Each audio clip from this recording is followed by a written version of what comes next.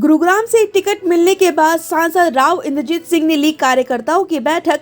कार्यकर्ताओं से की प्रचार में जुटने की अपील। नमस्कार, स्वागत है आप सभी का हमारे चैनल इन्फो डेली हब में। आपको बता दें, गुरुग्राम में आज केंद्रीय राज्य मंत्री राव इंद्रजीत सिंह ने अपने कार्यकर्ताओं के साथ बैठक कर चुनाव की तैयारियों को लेकर कार्यकर्ताओं से अभी से प्रचार में जुटने की अपील की है।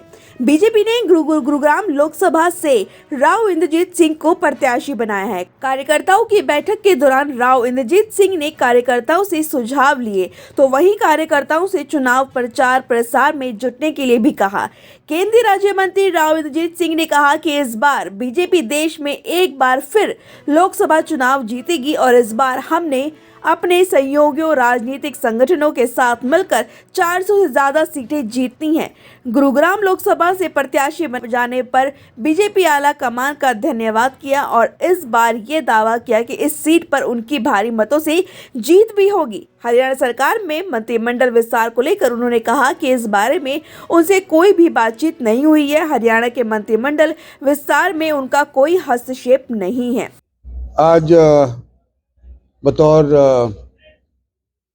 बीजेपी का प्रत्याशी मैंने गुड़गांव बीजेपी के हेडक्वार्टर के अंदर आकर के शुरुआत करी है।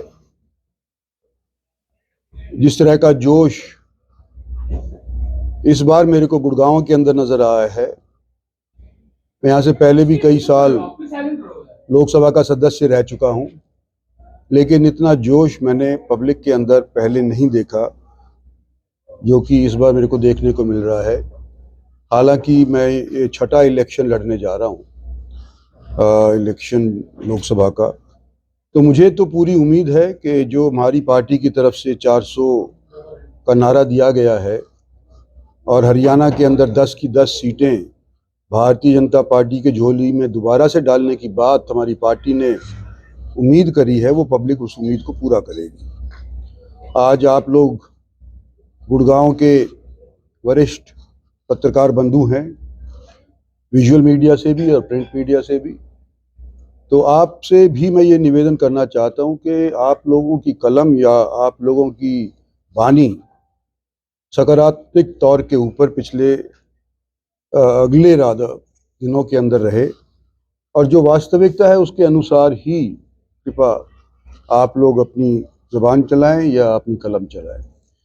कई बार किसी वजह से प्रेरित होकर के और इंसान की तरह से भटक भी जाते हैं, तो मैं ये उम्मीद करता हूं कि गुड़गांव के कम से कम जो पत्रकार बंधु हैं, जैसे भी हैं, वो नहीं भटकेंगे।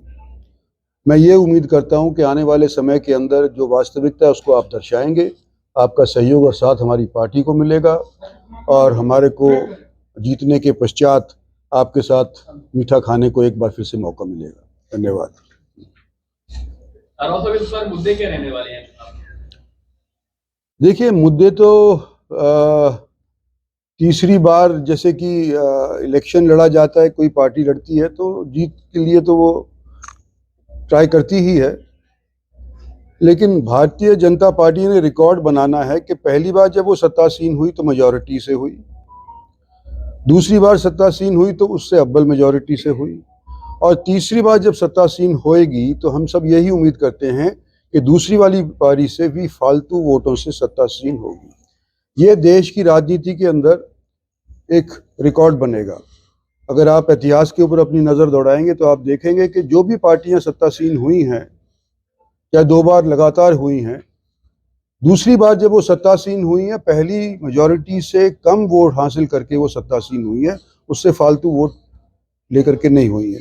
तो हमारी आशा है और पब्लिक का सहयोग अगर रहा तो ये भारतवर्ष की राजनीति के अंदर, प्रजातंत्र के अंदर एक रिकॉर्ड स्थापित भारतीय जनता पार्टी करने वाली है।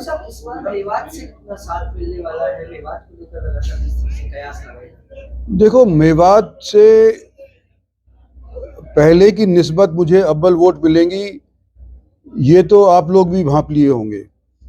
मुझे तो हर बार मेवात से उम्मीद रही है, शायद कुछ कम रह गई हो, लेकिन इस बार मैं ये उम्मीद करता हूं कि जिस तरह से लोग खुद ब खुद आकर के मुझे आश्वस्त करा रहे हैं, जैसे पार्टी के कार्यकर्ता हमारे वहाँ के हमारे को कहने लग रहे हैं कि पहली की निस्बत इस बार मेवात से हमारे को न केवल डबल और हो सकता है से उससे भी ज़्यादा वोट हमारे को मिलेंगे। राव साहब, दूसरी पार्टियों ने अभी तक अपने कैंडिडेट की घोषित नहीं, क्या किस कारण से नहीं घोषित? क्या डर है उनको? ये तो मैं क्या कह सकता हूँ, पर देखो गुड़गांव का जिस तरह से माहौल बना हुआ है, मेरे को ये महसूस होता है कि शायद और हलकों के अंदर ज़्यादा दूसरी पार्टी के प्रत्याशी इच्छुक हैं, गुड़गांव के अंदर इतना इच्छा व्यक्त नहीं कर रहे हैं। राव साहब, अभी हरियाणा में फेरबदल हुआ है, मंत्रिमंडल का विस्तार होना था लेकिन नहीं हो पाया, रुक गया। तो कुछ बातें निकल कर आ रही हैं, कुछ कयास लगाए जा रहे हैं कि शायद राव साहब ने वो मंत्रिमंडल का विस्तार करवा दिया, क्या कहना? नहीं, बिल्कुल, ये तो देखो गलत कयास लगाई जा रही हैं। मंत्रिमंडल का जब विस्तार की बात आई, ना मेरे से पूछा गया, आज तक नहीं पूछा गया है। जब चीफ मिनिस्टर साहब बदले गए, जब भी मेरे से सलाह मशवरा कोई नहीं लिया गया। और अगर कोई यूं कह रहा है कि मैंने मंत्रिमंडल रुकवा दिया, तो वो गलत फहमी में है, मेरे से तो पूछा भी नहीं गया। इनेलो के महासचिव अमित चौटाला का कहना है कि गुरुग्राम की लोकसभा सीट पर लड़ाई सिर्फ भाजपा और इनेलो की रहने वाली है, जबकि कांग्रेस का सुपड़ा साफ है और जसपा की इस पे क्या कहते हैं? देखो, वो तो अपने पार्टी के पक्ष में तो कहेंगे ही ना। कांग्रेस वाले अपने पक्ष के अंदर कहेंगे, हम अपने पक्ष के अंदर कहेंगे। फैसला तो जनता ने करना है ना। Thank you. हाँ। विपक्ष के नेताओं का ये कहना है कि जब चुनाव आते हैं तो राव साहब मैदान में आते हैं। अरे हमेशा मैदान मैं तो जितना इस साल में भागा दौड़ी करी है, शायद पहले जवानी में नहीं करी होगी।